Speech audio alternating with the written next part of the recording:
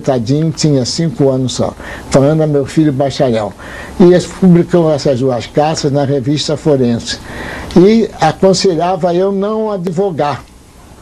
Meu pai, no fim da vida, morreu com 68 anos, no fim da vida estava descrente, entristecido com a profissão, muita falsidade que ele recebeu, muita ofensa, muita coisa. Então determinava assim: bom será que a você aproveitem estas lições da vida, afastando-o de uma profissão tão cheia de dissabores. Olha. De maneira que ele não queria, ele vendo que eu gostava de filosofia, que eu gostava de sociologia, eu gostava de ideias gerais, ele não queria que eu fosse me perder na advocacia.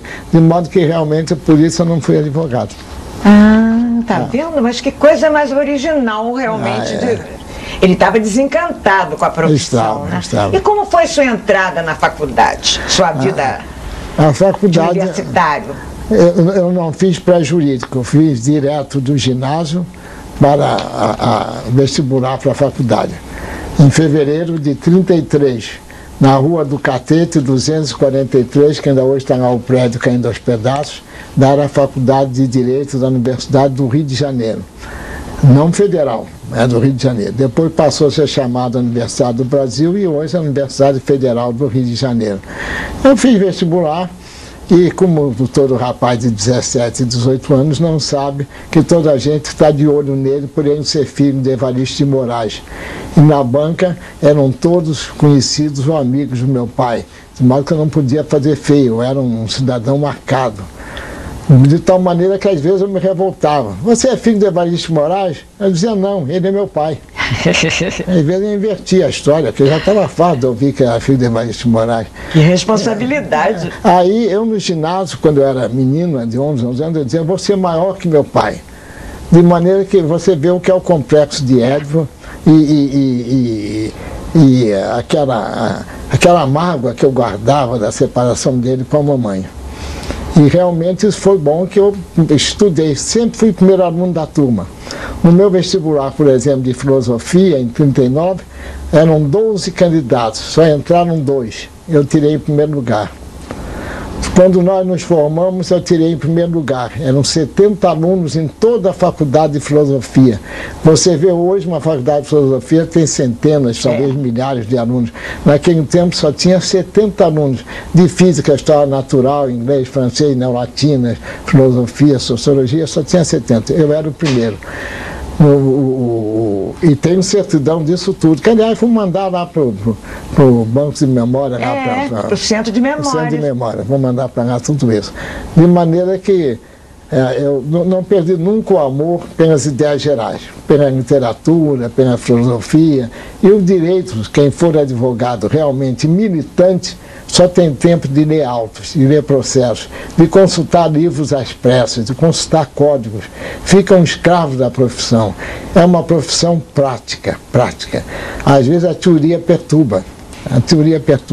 O senhor é da famosa turma de 37, né? A turma de Alzirinha. Exatamente. Que foi uma turma que teve até padre, tem até padre, não tem? Teve. Que foi da sua época.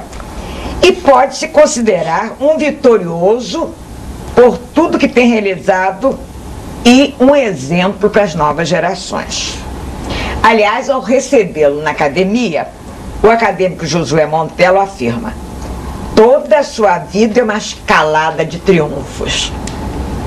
Gostaríamos que o senhor falasse sobre os principais degraus dessa escalada. E olhando para trás, como vê os acontecimentos mais importantes da sua vida profissional? Quando você falou nas novas gerações, o primeiro sentimento que eu tive é não pertencer a essas novas gerações. Isso foi o primeiro sentimento que eu tive, que eu dava tudo para pertencer a essa nova geração. Uma vez estávamos no terceiro andar da Faculdade de Direito, que fica na esquina de Moncorvo Filho com Praça da República, que dá para o Campo de Santana. Pedro Calmon, Hermes Lima, Nineudo Albuquerque Melo, Demóstenes Madureira de Pinho, e vimos um gari de 20 anos varrendo a sarjeta. Aí o Hermes Lima olha para ele e diz: que saudades dos meus 20 anos, quem me dera ter 20 anos. Aí o Calmon, que percebeu quem estava olhando para o Gari, disse: mas com a sua mentalidade. O Hermes Lima disse: não, da do Gari mesmo. De modo que você não sabe o que é o sujeito vender a alma ao diabo, o Fausto do Goethe que está ali. Não é à toa que Fausto vendeu a alma a Mefistófeles, né? É para voltar à mocidade. Mas eu comecei a escrever muito cedo. Com 19 anos eu já escrevia, eu era diretor da seção de filosofia na revista A Época, da Faculdade de Direito. Eu era diretor Donatello Grieco, que foi a primeira pessoa que me elogiou de público, dizendo que previa em mim um dos grandes homens da geração dele, em 1935, e nós estávamos no terceiro ano de Direito. E eu escrevia sobre filosofia anti-intelectualista de hoje, o ocultismo e a filosofia, escrevia sobre Hegel, o Boletim do Ariel, do Agripino Grieco, do Gastão Cruz. Em 36, eu com 20 anos, 21 anos, eu já escrevia lá sobre Hegel, sobre Spengler. Depois, no Jornal do Comércio, em 37, eu estava no 5º ano de Direito, eu escrevi artigos sobre introdução à sociologia rural, o negro no campo e na cidade, a comunidade rural, o contrato no direito moderno, Spranger, a Gestalt, psicologia, e ainda menino. Até que meu pai me disse: olha, eu ia atravessando a avenida, quando encontrei o Ademar Tavares, que era desembargador, e foi da academia. E o Ademar Tavares me disse: Evaristo, você tem algum filho chamado Evaristo também? Meu pai disse: tem. Ele disse: não, tem uns artigos eruditos no Jornal do Comércio, pensei que fosse você. Meu pai disse: não, é meu filho, é meu filho. Eu não morava com ele, não. Aí, meu pai depois virou-se para mim, me contou, e disse: entre nós não há ciúmes, né, meu filho? Entre nós não há ciúmes. E realmente não havia. E ele se orgulhava do seu sucesso? Ele se orgulhava do meu sucesso. E depois, em 37 também, foi aonde eu conheci o Josué Montello. Comecei a escrever no Dom Casmurro. Ah, sim. Um jornal do Brício de Abreu. Onde um jornal literário, né? Literário. Onde escrevia o Joel Silveira, o Jorge Amado era diretor, o Álvaro Moreira era diretor, escrevia o José Montello, Franklin de Oliveira, eu, Nélio Reis, escrevíamos aí. Eu escrevi muito tempo nessa história.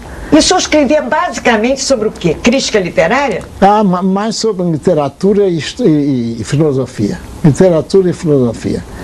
Quando morreu D'Annunzio, 1º de março de 1938, domingo de carnaval, D'Annunzio morreu, 1º de março de 1938, eu sapequei 2 artigos contra ele. Contra o D'Annunzio. O D'Annunzio era tido como um gênio da latinidade. Era um sujeito careca, baixinho, troncudo, italiano, autor de La Giovenezza. Giovenezza, que era o hino fascista, o hino de Mussolini. E eu sempre fui antifascista. Então eu escrevi, meti o pau no D'Annunzio e tal, mostrei plágios nele e assim por diante.